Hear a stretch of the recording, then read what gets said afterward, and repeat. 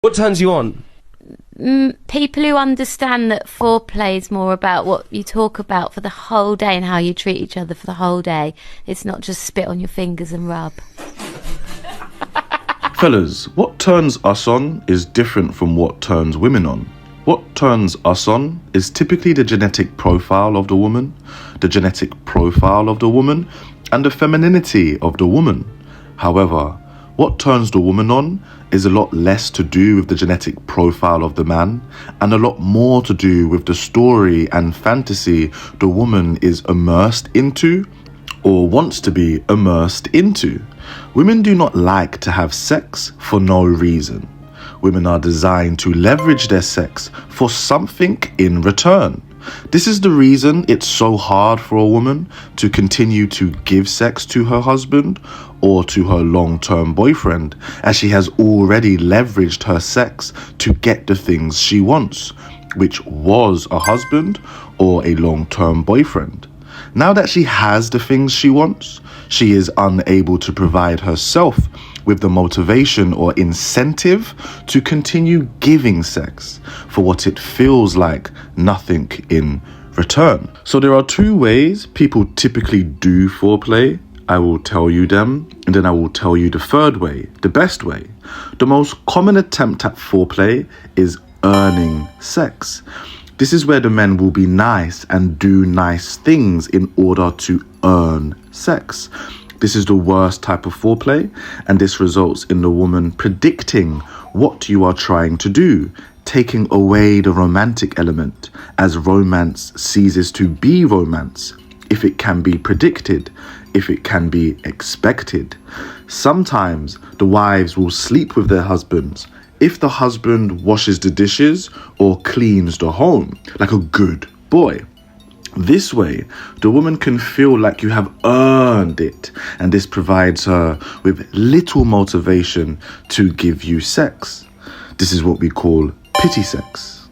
Or you could go the toxic route, where you are the opposite of nice. You confuse her, argue with her, show her your irrationality. You create conflict, which in turn builds tension and insecurity.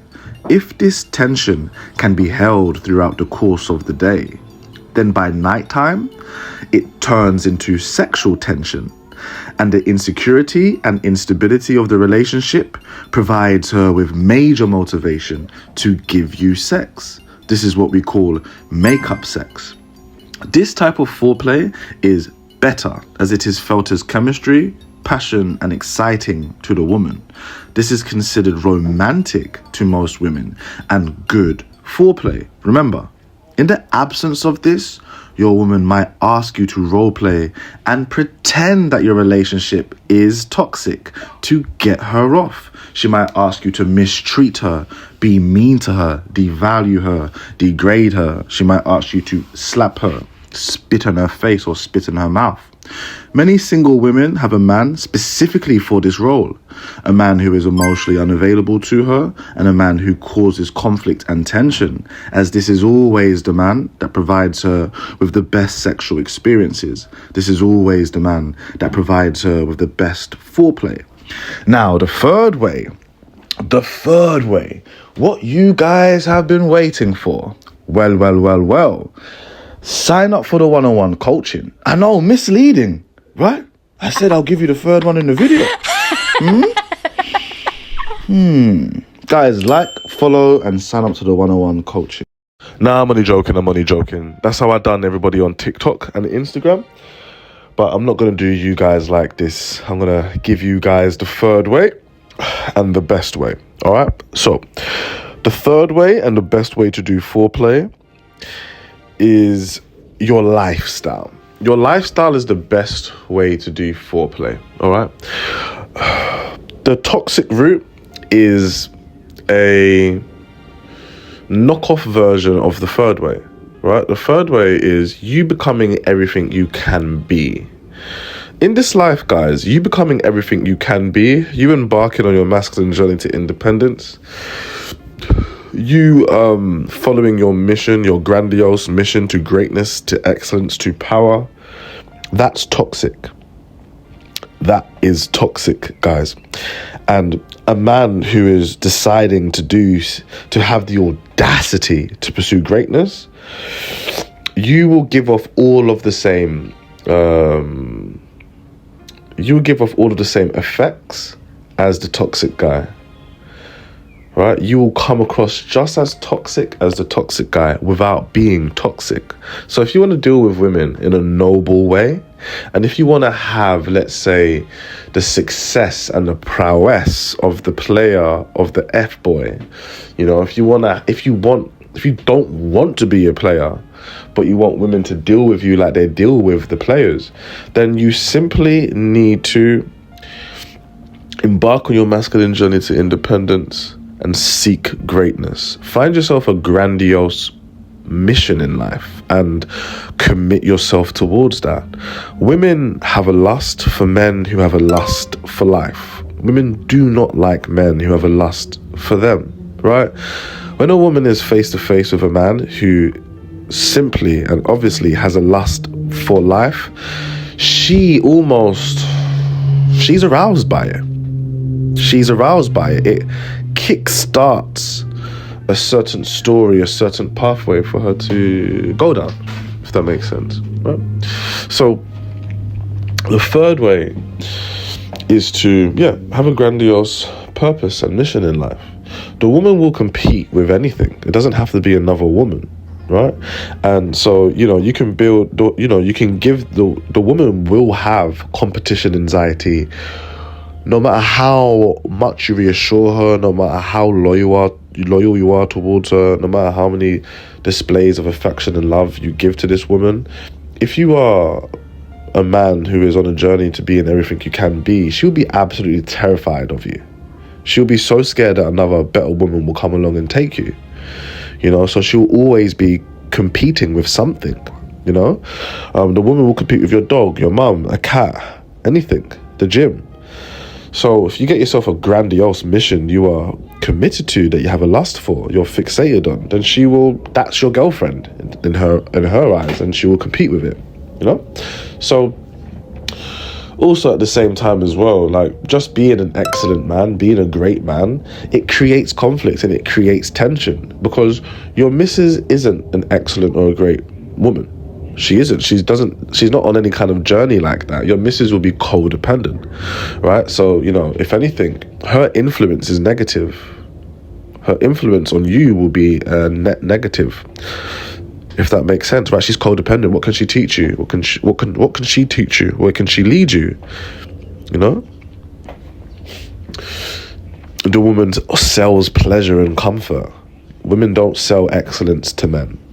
All right, the man has to basically be on his own journey towards excellence himself, and kind of have to ignore the women until he's ready, because the women represent pleasure and comfort. The women represent when you will settle, when you've lost your lust for life, for most men, right? So anyway, that's the third way. The third way is your lifestyle. If you want to deal with women nobly, if you want to have and build conflict and tension, and have a consistent foreplay, just be excellent. Your lifestyle and who you are as a man, your characteristics, your attitude and your spirit, it will it will be like foreplay to women all of the time. All right? She would want to sleep with you all of the time. She will always be aroused by you based on your lifestyle. You will you will feel like a toxic guy to her without being toxic. Right? Just because you're giving her anxiety, you're making her scared, there's tension. She's always insecure with dealing with you. You're not a safe option. A man who is dedicated to his purpose is the opposite of a safe option. That's not a safe option. That man will leave that woman on the roadside if she messes up. So that's not a safe option. That's somebody that she has to always be on point for. And the thing is as well, the reason why she's going to be seeking them small things is because you are busy. Look, in this life, you can't serve two masters. So generally speaking, if you are serving your highest potential, right, then that's your master. You're not going to have time for other things, even if you try your hardest. Now, when a woman can tell you are trying your hardest, but still, she still has to spend time without you. She still sees you as unpredictable, right? Because she can't put you into any patterns. She can't read you. You know, she still sees you as inconsistent. Why? Because you try your best, but at the end of the day, life is hard and you've got your mission that you're working on, right? And it calls you sometimes out of nowhere. You know, so she's going to feel inconsistency from you, even if you're trying your best, and even if you truly love this girl and you give her what you can, you know. And when you do, and you are with her, you're always providing value to her, and you're always a vibe, and you're always making her feel good. But just based on the circumstances of your life, she spends more time with you in the absence, not in your presence. Now, all of these things naturally is what makes women fall in love, because women fall in love with your absence anyway. They don't fall in love with your presence. This is the reason why people have to end up earning pity sex from their lady, or this is the reason why people have to end up being dark on their lady, because they're always with them, you know. When in truth, women fall in love with your absence. You know, women fall in love because in the absence, she is reconnecting with you in the fantasy. And women love fantasy. They don't really love reality, you know? So, you just naturally, as a man, your behaviors will naturally be attractive. You don't need to practice boundaries when you have, and when you're dedicated to a unifying life project. You don't need to practice boundaries. You have natural boundaries. Because when a woman tries to become an enemy of progress towards you now, you treat her accordingly, which is like an enemy. Do you get it? Right? So you naturally have the qualities. You don't need to learn the qualities. You know? It's natural. What I'm basically explaining to you is what works with women. There is one way to work with women.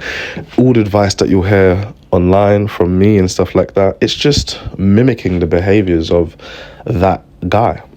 That's all it is. It's mimicking the behaviors of those men who are naturally good with women, the men who nature has just been like, yeah. There's always a pocket of men who nature sends out, and they're like, yeah, you men are gonna have abs. You're gonna have your way with women, right? You're naturally hormonally, it's gonna be correct, right? You're gonna know how to regulate yourself.